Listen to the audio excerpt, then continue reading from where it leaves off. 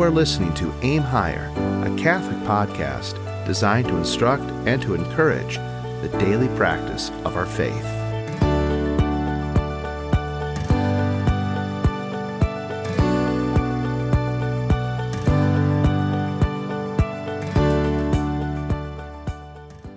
Pax et bonum, peace and good to you all. This is Aim Higher.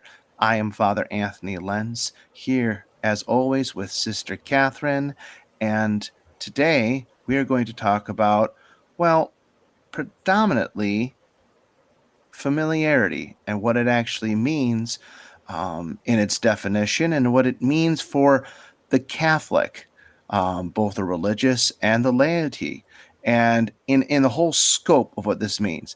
Not just familiarity with other people, but also familiarity with God. Now, of course, we have some exciting news before we get to our main topic, that it really began in July. We're down for our annual children's retreat and talking with people and trying to expand our audience. We've been exclusively on YouTube pretty much since the beginning, mostly because, as Sister would agree, we were very green in going into this, and YouTube was just a very easy place to start getting things up while we kind of fine-tuned our show. But now, through the patronage of certain individuals, I think that's the right way to put it, right, Sister? The patronage. I'd say so. Their encouragement, their support. We're now able to get it on. On where, Sister, exactly? You can now listen to our podcast on Apple Podcasts, but also in other podcast platforms. If you don't have an iPhone and you have an Android, the one podcast platform that I have found to work is Podcast Addict. And so you can find us on there. I tested it out on another phone. So a couple of options are available to you. And the reason why we wanted to take this step is because to make it easier for our listeners. And this way, if you have an app, it'll save where you left off and you pick up very easily without having to move the cursor over to try to get close, because not everybody can listen to an entire episode at one time. We're not really able to, I don't think we can quite go back to the 30 minutes and... Well, not strictly 30 minutes. Not strictly 30 minutes. Yeah. And it's kind of hard, depending on our topic, to keep it under an hour. So this just opens up the possibilities. It makes it a little bit easier for us to just go with how our conversations are going and not stress too much of trying to keep it under a certain time. And it's not like we're going to get crazy. I don't think we're going to really go beyond 2 hours. Not likely that would anyway. Be something. Not that likely anyway. And the other reason why we just kind of held off, we also wanted to see how our episodes were taking off. And because the program we're using, you had to figure out like how much storage we needed each month, what was the best value. And we had to get some data first before we made the leap. So, and if you have any questions on how to find us in other platforms, you can always email us at aimhigher.podcast@gmail.com. All right. Yeah. Thanks, Sister. and it was always our intention to expand it to other platforms. We talked about it multiple times, but we also, as Sister said before, we wanted to get a certain number of episodes already done before we went on to another platform. So people can get on, they don't just listen to one episode, they can listen from our first episode up to our 20th. Right. And it's there for them to listen. Actually, our 20, we did 21. Our 21 so far. So and there are other places, that you can find us. You can find Aim Higher also on CatholicHour.org. were Mm-hmm. available there, which give Father Joseph a bit of a plug there on his. You can find his radio program, old episodes. You can listen to it live. You can watch old sermons, listen and watch sermons. So and the mass itself. So that opens a different interactive. And there is also on his website the link to our Monday night catechism class going over the Mm-hmm. book My Catholic Faith. And this is also available on our website, franciscanfathers.com. Mm-hmm. So, and I do believe I have, maybe I don't have the hosting links up there, but I do have it where if you click under a certain menu that you'll find aim higher and you click on it, it'll take you to, I believe, our YouTube channel right now, but I will try to remedy that maybe even before this podcast launches, because we're trying to get ahead of the season. Mm-hmm. We kind of just decided to take a break. Yeah. Uh, Well, we were kind of forced to in some ways. some ways. And Uh, uh, um, yeah. Work, so work. I don't know Children's why I think children's retreat. I don't know why I think summertime is going to be easier, but it's not. But then I also think, oh, well, when winter comes, it'll be quieter and there's not less work. No, there's Um, always something going on. There's something you have to accomplish. right. And as it stands right now, like more is coming in my way. Mm-hmm. And I just have to learn to, it's not multitasking, but juggling, just trying to figure out when something takes a priority. Mm-hmm. And then, still trying to maintain order in the house. So Yeah. I am Yeah. excited for a lot of the projects on my plate, Mm-hmm. which I guess maybe since we're kind of talking about some of our online things, I also mentioned that we do have a very slow build, but a Catholic educational channel going called Mm-hmm. Growing in Holiness. Short videos directed mostly towards children, but I've heard from adults and they like it too. So I am currently working on some more videos. Lots of Well, ideas, just not a lot of minutes. well, So the nice thing about those videos on growing in holiness, that's the name of the channel. It's that it gives you, in simple words, the dogma and the doctrines of the church.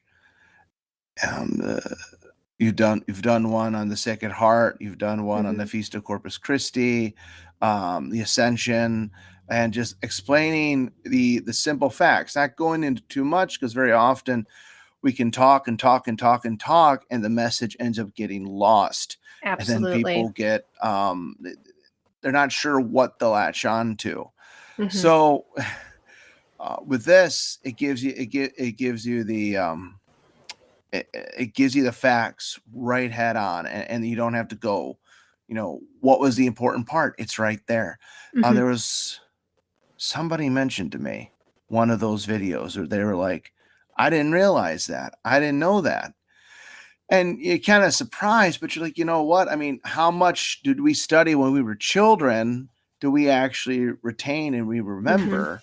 So even these short videos, with charming, really nice original art is coming, like the last Mm-hmm. two for sure, at least, right? The newest one coming out. Spoiler: we're recording this before the Feast of the Assumption, so Spoiler I, alert. um, only because when I announced that we were taking a break, I said we'll be back in September. So not to confuse anyone, but there is a video going to be released We about the Feast will of the be back Assumption. we'll be back to listen to in September. Right, Getting right. Like I said, we're ourselves trying to get to. ahead a little bit because there are some other things on Father's plate that he just doesn't really know how much time that's gonna call for. Yeah, So, yeah, it's gonna if if it's in the you air. would be so kind, our listeners, to just say a prayer for us and all of our There are a lot of good ongoing, things, a lot of good yes, but prayers prospects. would be really Are really helpful. We would Um, always because appreciate the prayers. I mean, I really love. I'm happy to do these things that are coming up, and getting the feedback down in Kentucky. was very helpful. Mm-hmm. Hearing, Yeah, learning during what the retreat. Yeah. what people are looking for, what would be really helpful to them. So, anyway, some few And extra prayers would be great. and the hope in the future is to also expand the YouTube channel, Mhm. more lectures, Do um, more more, education more for sure. educational videos, and just really opening it up, especially with the areas of Franciscan spirituality. I think is something that um, that needs to be promoted and properly promoted. Hmm. So there's so many exciting things, and there's still also all the writing and all the preparing Yeah. for the serifs and all the other things we have to do. It's all very exciting, and Yes. it's I just I am so glad, in addition to taking our little break for our podcast, I also decided just to wait until after school starts to start, continue my catechism classes, mm-hmm. because just everything was starting to like come up at once with all of our Yeah, publications, yep, and we're wrapping up the calendar. And it's just like, as much as I love seeing the children and working with them, mm-hmm. I was like, I think I should just take the next couple weeks off to try to get ahead, which probably won't quite work out that way, but It's a nice dream to have. I mean, sure. it's it's important to keep a proper balance of everything you have to Hmm. do. If we were just to keep going 100 miles an hour all the time, we would burn ourselves out. Hmm. And we have to have a certain amount of downtime, which you call recreation, following a regularity in the schedule. These things are so important for us to make sure we maintain. And I find that if I gave myself an entire day to accomplish something, um, it, very often it doesn't get done to the standard it should. But if I block off 2 or 3 hours, this is what time I have to do it, you're more apt to accomplish things. And I'm sure people have experienced that in their own Yeah, lives. I definitely love making to-do lists. Of course, I'll write things that I obviously will do or have It, already done, it to help is, keep on task, but also just to also take those breaks. It was just, I think just last week I was having a little bit of a hard time just connecting dots. Like my focus mm-hmm, was just out of whack, and I went downstairs and talked to the bishop. I said, I'm useless. I don't know what's wrong. I'm just not, my head's just yeah, not working. yeah, And in his wisdom, he said, all right, let's go outside and take a walk, spend some time outside. And that actually did do the trick. fresh air. I took Yep. a, I to take. Why do I keep saying Anyway, I don't know. I don't know. What do you know? Because I had a turn with my health, and I have to do more walking and stuff, and I feel great after I take a walk. Mm-hmm. It's really it's just beneficial and a great time to say a rosary, Mm-hmm. to meditate on something that you've read. Um, I guess I even use it as a suggestion. How many people like to go out and take a walk? He says, "Well, I have to go. Have to have a walking buddy, to someone to talk to, or I have to have my iPhone or my Android to play music for me." It's like, well, how about you say your prayers? And Mm-hmm. there's nothing Or wrong listen with to that. our podcast. Oh yeah, keep that Android, keep that iPhone, and you can listen to us on what was it? Apple Podcasts. Apple But Podcasts, or anywhere you can find podcasts. I Listen will to Aim Higher. add that I am, one of the projects I'm working on is getting audio recording of the rosary online. Mm-hmm. So if someone was taking a walk and they needed something to pray along with, because I actually did That make is a recording. beneficial. Yeah, I did make a recording of myself, and then when I'm driving around doing errands, I will play listening to myself and pray the rosary with Are me. there some Um, moments as you're saying the rosary, is there stop and say, "Wake up, sister, oh, I focus, probably sister, because it's a recording. I probably focus"? don't need to do that. But if you need me to make you a recording for that specifically, Hey, Father, between hey, every decade, we're 3 decades in. This is usually when people start getting tired. Refocus yourself. Come on, buddy. You can do uh, it. I've never really experienced saying the rosary in the car and getting tired. Maybe if I wasn't driving, but I'm not sure. I think I've said it before. One of my favorite ways to say the rosary by myself is in the car when I'm driving. I just don't really know a better way to pass the time in the car than to pray. So that is Well, that's another true. project I'm working on. Mm-hmm. So just Well, kind of keep it in mind.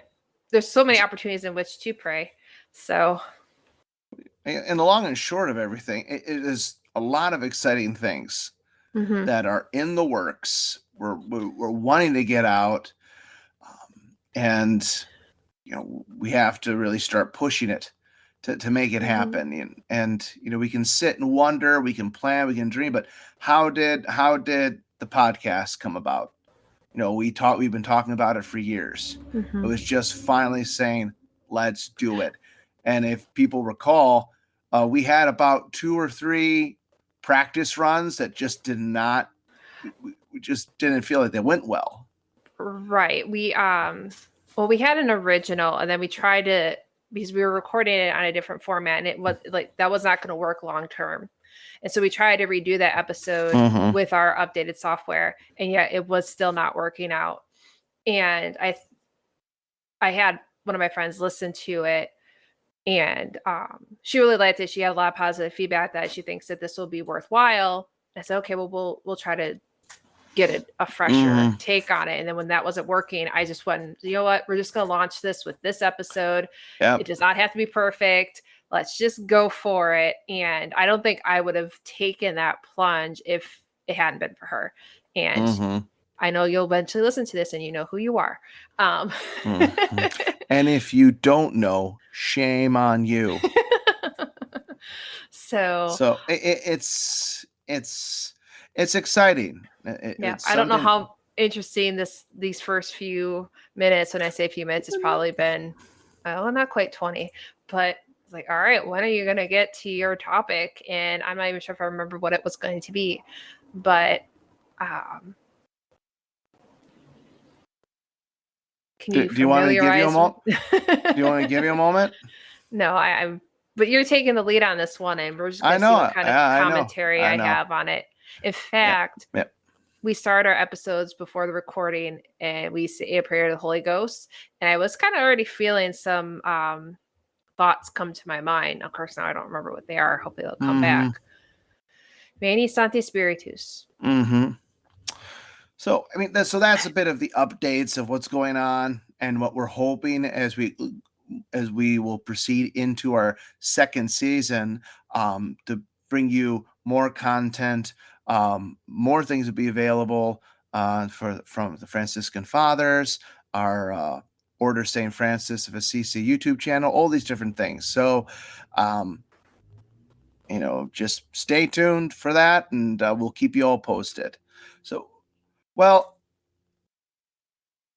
what I want to kind of go into today is it's not going to take that much time. So it's good that we talked a little bit, updating people on, because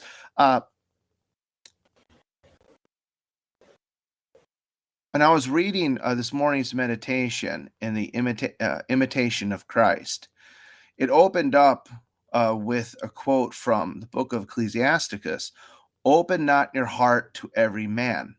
That's Ecclesiasticus chapter 8, verse 22. And the whole lesson, or the whole chapter, I should say, was about avoiding familiarity. Familiarity, as we know, is the close acquaintance with a person or the knowledge of something. So something that we know quite well, or again, someone. So as Catholics, what should be our attitude towards familiarity? First, our familiarity with the world. And when I mean the world, everything that encompasses it, whether it is good or bad, whether we're talking about familiarity with family, friends, or just the world in general. And then familiarity with God. Now, to begin on a note that's just closer to home, Let's talk about the familiarity of the religious. A person who's taken the vows of poverty, chastity, and obedience. What should their familiarity be um, towards the world? Generally speaking, if you're talking about the world as it's been talked about in sacred scripture, using the world, the flesh, and the devil, or St. John in his, I think it was his first epistle, talking about the pride of life, um, the concupiscence of the eyes, and concupiscence of the flesh, and the pride of life. These are things that are sinful or occasions of sin. Obviously, we want to avoid all familiarity with sinful things and sinful people who are led by their vices, people who would just be a horrible example to us, to our family, to, if you're a parent, to your children. Um, Obviously, anything that breaks the commandments of God must be avoided at all costs. And familiarity in this only leads us down the path of perdition. Because when someone, and even the most sinful person, they will look at their sin as being what Aristotle calls an apparent good. The good they derive from their sin is the pleasure they get from it, whether it is a physical pleasure or an emotional pleasure or an intellectual pleasure, which usually is their pride. They think of it as a good, where in fact it is an actual evil because it goes against God. So we really want to avoid anything, and especially the occasions of sin. I think for the most part, as Catholics, we understand that when we see a blatant sin, yeah, avoid it for the most part. But is when we get accustomed to these things are occasions, and we blindly walk into them, and our defenses are down. We can gradually be leading ourselves on the path of more and more falling into that sin if we are not careful, if we're not vigilant. That's why one of the most important things in overcoming a vice is avoiding the occasions. So, familiarity with people who are an occasion of sin is something that must be avoided.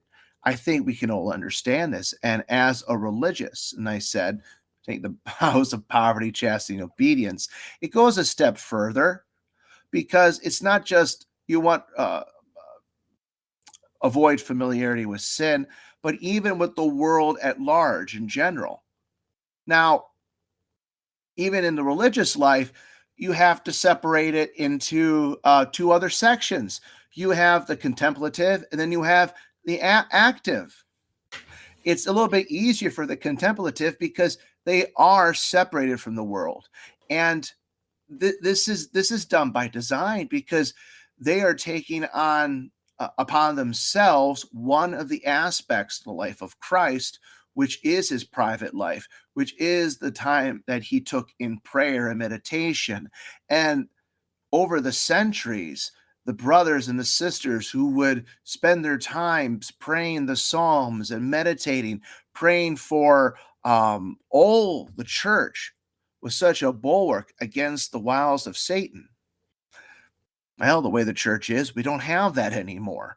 But we still, as Franciscans, we maintain a certain amount of the contemplative life, but we're also called the apostolic life.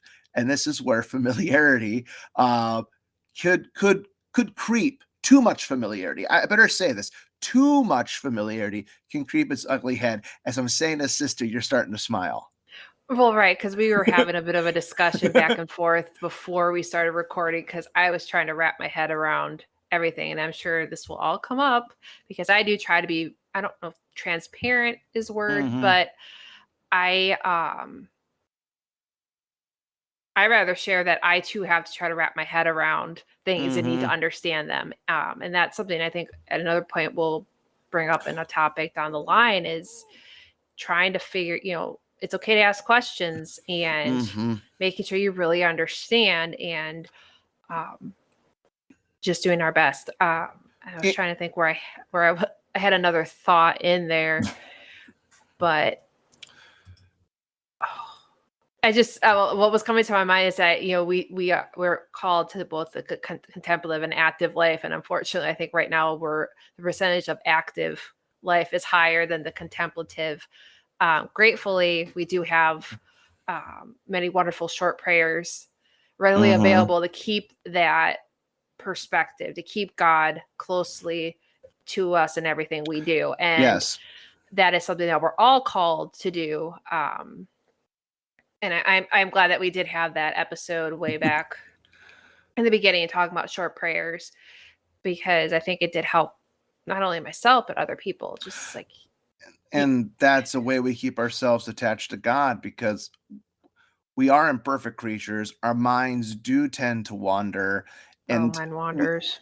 and we can we also have our duties we have to attend to. So a person cannot exactly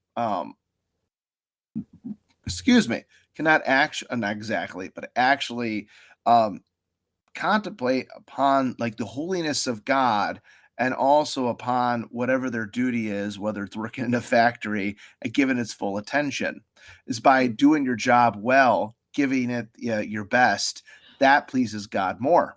Right. And also doing whatever task you have at hand for the greater honor or glory of God. And if you remind yourself of that, especially in the beginning of the day, usually your morning offering does actually offer that point. But you can renew the morning offering throughout the day too. And just in knowing that everything you do is for God is also part of your prayer life. So in this, we look at what this familiarity of too much in the world, and as a, like I say, as a religious, it's set understanding what boundaries need to be set. You have people, they see that you're human. We as religious should not look to appear as though we're some kind of superhuman. This coming Sunday, since we already marked when we're doing this podcast recording, is the 10th Sunday after Pentecost is coming up, and that's the one of the Pharisee and the publican in the temple.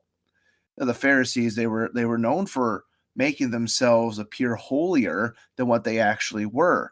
So a religious could fall into that, thinking that I need to. You do need to have a certain bearing when you go out in the world, a certain demeanor, a certain presence. But what does that what is that presence you must have? You have to be all things to all men. You have to be approachable. Yes. To people. And this was just making me think about how it's been a little bit on the warmer side the last few days. And I was out yesterday and it was pretty warm, and obviously, full habit, veil and everything. And I didn't hear it really from anybody this time, but usually there's at least one like, oh, you must be really, really hot. That must be really unbearable. And I basically, especially when I'm walking in the parking lot up to the store, I'm smiling, and it's a genuine smile because I actually do feel that happy. But I also feel that I'm trying to reassure people that I'm not miserable.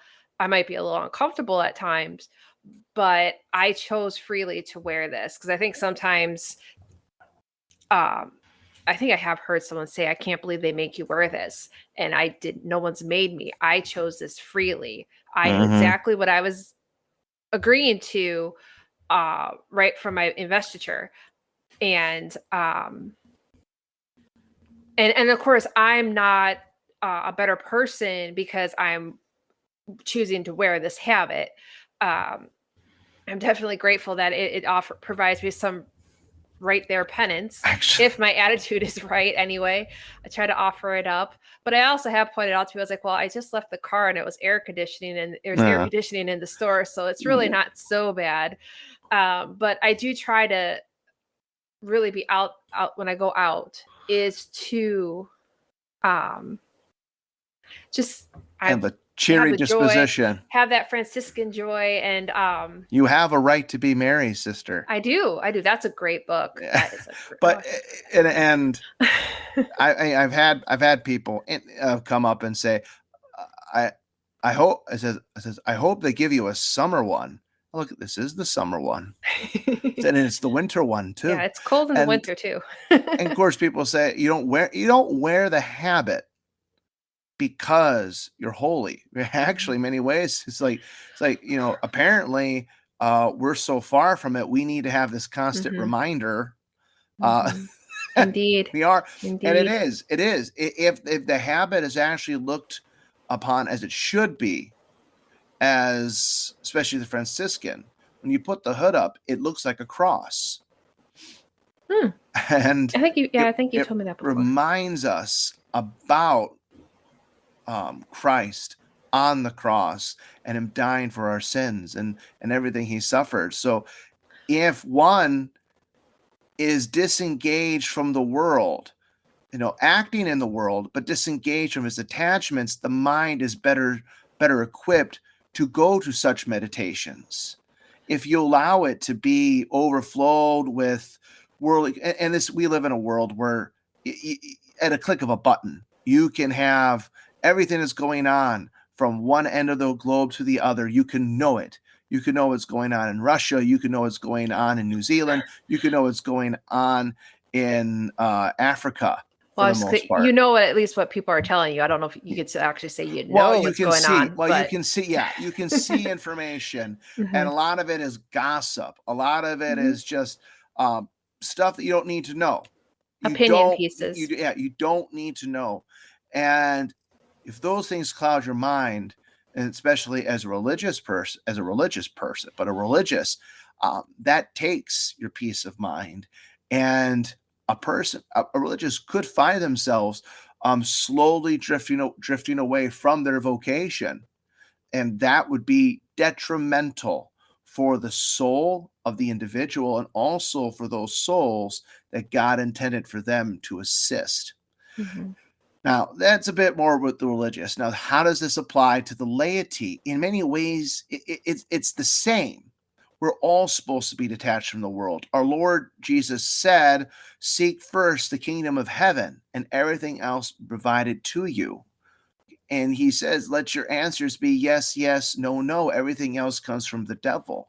He reminds us the kingdom of heaven it's like um, all these examples that he's given. I didn't think of one specifically fitting this, but he's trying to lead us to thinking of higher and loftier things. But we have to first push out all the worldly thoughts and the worldly aspirations. And the thing, when you get to this conversation, and if you talk to what you could call maybe the wrong person or perhaps the right person, who knows? It's they get the attitude like they'll start nitpicking and giving you specific situations. Say, well, what about this? What about this? I have a family and I want to provide more for them. You mean I can't go for this promotion at this job? I can't do this. I can't do that. It's like, no, you have to understand first things first. God comes first. That's what trying to impress upon a person. God didn't tell somebody, don't try to become a millionaire. He didn't say, don't try to become a billionaire. He didn't tell people not to do that. Of course, he didn't say, go and do it either. But those people whom he has given the grace and the intellect and all these things to accomplish this, he obviously plans for them to use that for their own salvation, to help those who are in need, to, as Pope Leo XIII said, keep whatever you need for your station in life, and the rest belongs to the poor. That's what God would plan for them. So it's not saying that God says not to have possessions, not to engage with people, not to talk or to have fun or to joke around, but to not become overly attached. And also with this familiarity. And like I said, do not open your heart to every man. People go on Facebook. They will say whatever it is they're thinking. They will tell people all about their day. There's certain things you should keep private. Here's the best example, sister. The sins you confess in the confessional should not become public knowledge to everybody around you, even your fellow Catholics. They should not know. This is something that's private. Now, yes, There's a difference. If there is a close friend, someone whom you have that trust with, and you're looking for some comfort or help and you're discussing that, that's one thing. Because even a person before going to confessional and something is troubling their soul, they may talk to a friend, a parent, uh, Mm-hmm. somebody whom they trust. That's one thing. But don't blab it around for everybody, because you risk um, pride, you risk vanity. So this familiarity often leads us to vain things. What person? So I didn't intend for this to go towards social media, but it. Am I wrong? It really No, does kind of point to that. it does. It does. I was just kind of thinking, though, when you're talking about not publicizing your sins, and I suppose someone could make the argument, as you mentioned, with the 10th Sunday after Mm-hmm. Pentecost being about the Pharisee and the publican. And we know that the publican said, um, was Be it merciful to me, O my yeah, Lord. I was thinking, Lord, uh, be merciful to me, a sinner.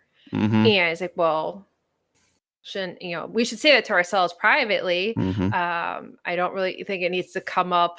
It's not, It, it would not be a great Facebook yeah. status update. The thing is, it's not necessary. A lot of Right. times, it's not necessary, and it's not conducive to your Well, spiritual and life. it's stating the obvious. We're all sinners. But I will say that that particular line, it was a few years ago, His Excellency gave a sermon on that. And I really had hoped it was in the written sermon, but I haven't found it yet. I think it was something in audio. But he actually talked about changing the article of a sinner to the sinner. And just Mm-hmm. because it drives in the point more that when you say a sinner, you can almost kind of downplay your vices, your faults, because, well, everybody's a sinner. Well, you need to be focused on yourself, you, Mm-hmm. the sinner. You're not just an everyday Joe sinner. You're the sinner, your own personal sinner. And he didn't say it all like that. No, So but I'm not even sure if that made sense, but I it just that it makes stuck it with make me. The sinner. It's like, yep, I'm the sinner. I am. yeah. And I suppose some people could take that prideful as like, ooh, I'm the sinner. I don't know I'm what's why. wrong with the world. Um But you're right. It's amazing how what things we can create, become proud about. But I preached on that that same thing. At same point, I preached on that before, and I have seen certain translations either go a sinner or the sinner. It's sinner. just a change of the article. And the interesting thing about translating from the Latin, there are no articles in Latin, so it Right. all depends which one you want to put in there. So I Um, really like the be merciful to me, the the sinner. And sinner. I will actually, that comes to my mind and lips before communion too. And why is that? What makes that more appropriate? It's because you are not comparing yourself to the person sitting to your left, to the Mhm. person sitting to your right, or to your family, your friends. You compare yourself to Christ, our Yeah. Lord, and his sacred humanity. Hmm. So if there are only two people in this world, it's our Lord, the incarnate Son of God, and me. Well, he's not the sinner. Right. There's me. So he is the innocent Son of God, and I am the sinner. Yep. So if that's all I'm comparing, then the is the most appropriate. Hmm. I really like that. That's just, it stuck with me. Mm-hmm. So maybe that'll mean something to someone listening to our podcast. I think it helps you to reflect.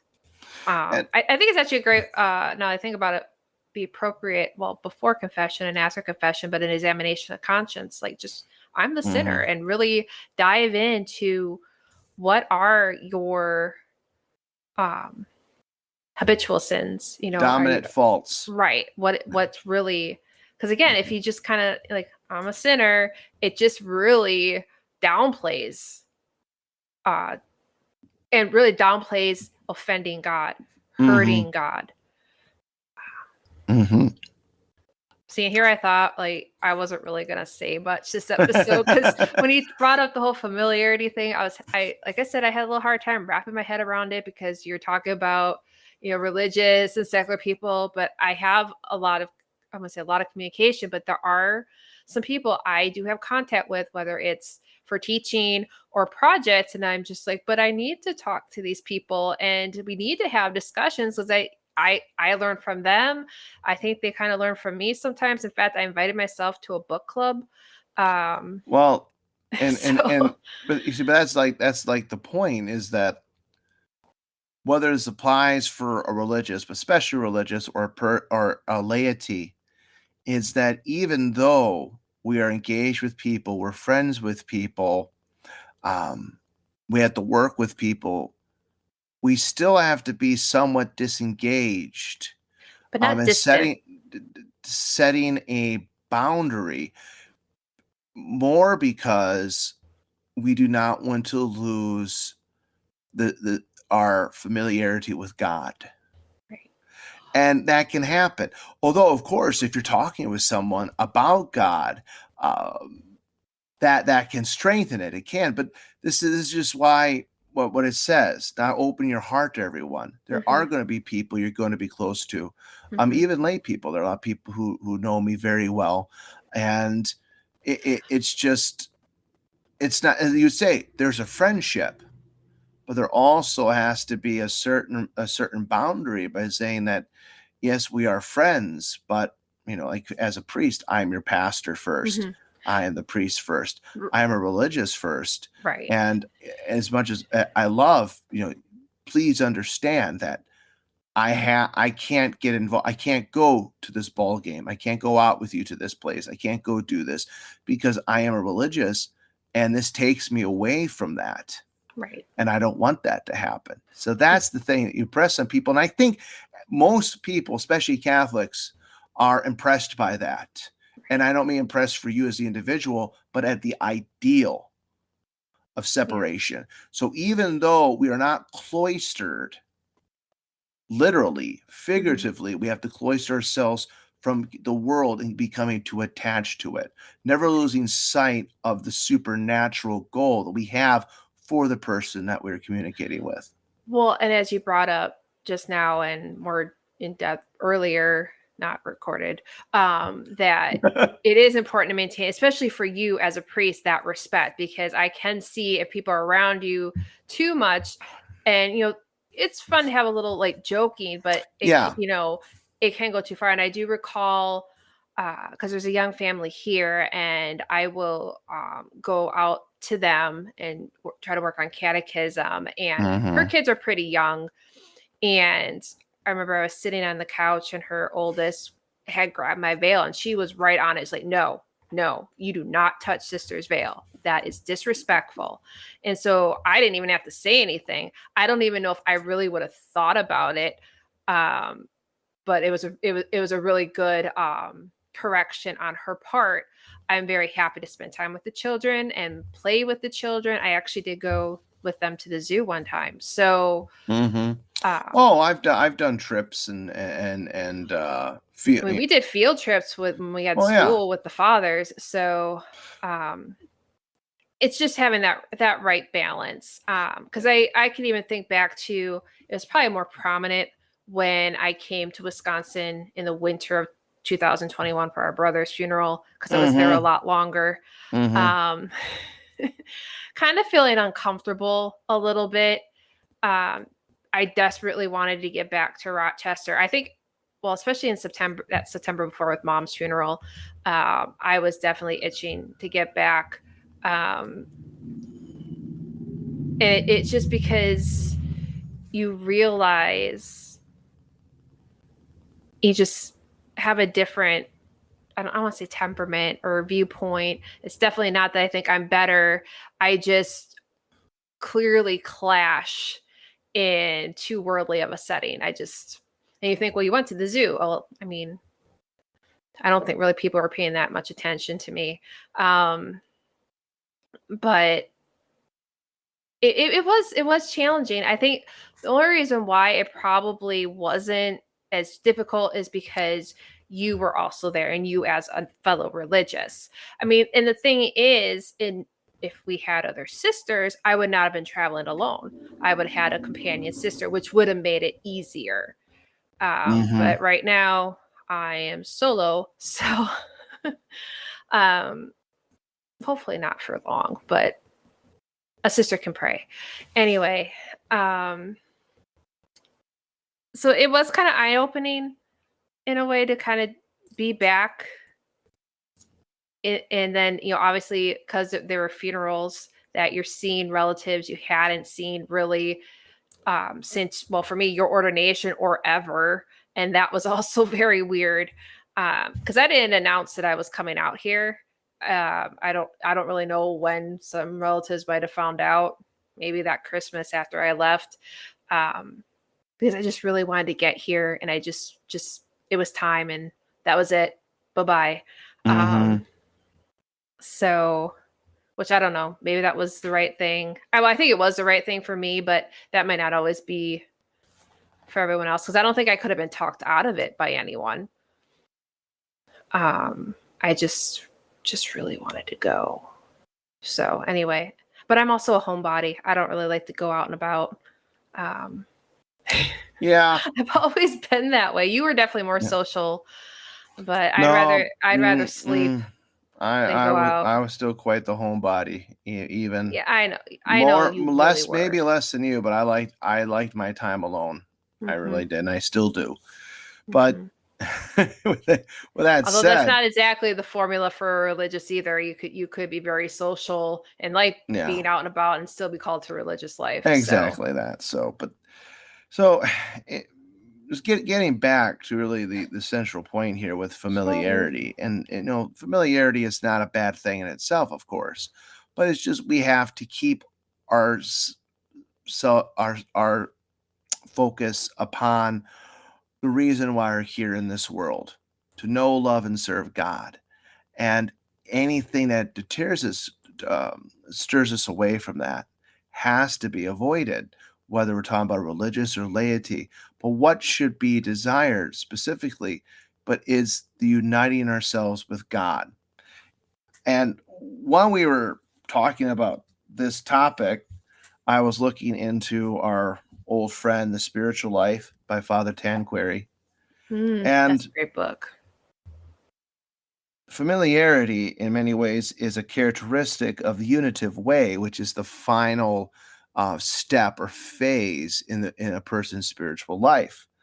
He says the soul, and this is a soul that's united with Christ, intimate union with God through charity. Now, the soul lives continually in the presence of God. It delights to contemplate Him living in the heart, to walk inwardly with Him. In order to live thus, it carefully detaches itself from creatures so as to be held by no outward affection. It is on this account that the soul seeks solitude and silence. It gradually builds in the heart and a sanctuary where it finds God and converses with Him heart to heart. And there is established between the soul and God a sweet and loving intimacy. So when it comes to God, it's when we talk about being familiar with Him, it's not a familiarity that breeds contempt. It's a familiarity that that that that germinates, that sprouts an intimate union with Him and the desire to only follow His divine will. When we rid ourselves of the worldly attachments, the worldly familiarity, and the more and more we enter in with God, which is not something that just happens. It's not something we just decide to do. It's something we have to build ourselves towards. That's where the soul will start to find peace in this world. G.K. Chesterton, described the virtuous person as being someone who is always at peace, who does not get riled up too quickly. It's not some it's someone who, if you're having a conversation with, they're genuinely interested in talking to you, but also of how they can help you through charity. This is that person who lives for God. So what can we do now in this world in the 21st century to avoid too much familiarity? Well, one of the things we can do is have that regularity in our spiritual life, in our prayer life, avoiding too much social contact, and especially that on computers. And what makes computers more dangerous is the fact that there's a certain amount of anonymity to you. That you're able to say things, you're brave enough to say them on a computer that you wouldn't be brave enough to say to a person's face. That makes it even more dangerous. So you really should limit yourself to that, only using it sparingly. And when you are out and about talking with people, always keep God before your mind, and so you'll be more on guard if the conversations lean towards a sinful uh, a sinful topic, that you be more on your guard to change topic, to avoid the people, and then in these things, becoming more united with God, you are more detached from the world, and you are more ripe for heaven. So these are the things that we want to think about, and understanding what true familiarity with God is. So that is really all I wanted to say on this topic of familiarity. Any other thoughts from you, my good sister? Um, Not really, no. Other than I wouldn't call me good, but Well, I use it. We'll just say I use it as a stretch. okay. So you're an apparent good? No, Yeah. no. I think more than that, sister. Of course, you could say, "Why do you call me good? Only God is good." Mm-hmm. That is true. That is very Mm-hmm. true. But I hope everyone will enjoy the topic for today, the updates, but also that of familiarity. Because remember, we're all looking to follow the footsteps of Christ. And when you follow his footsteps, you're following the path. Now, the path with Christ is laying with thorns, but there are still going to be joys. But you have to be willing to sacrifice yourself so to follow him to your final reward in heaven. So I would just say with that, Deo gratias. Deo gratias.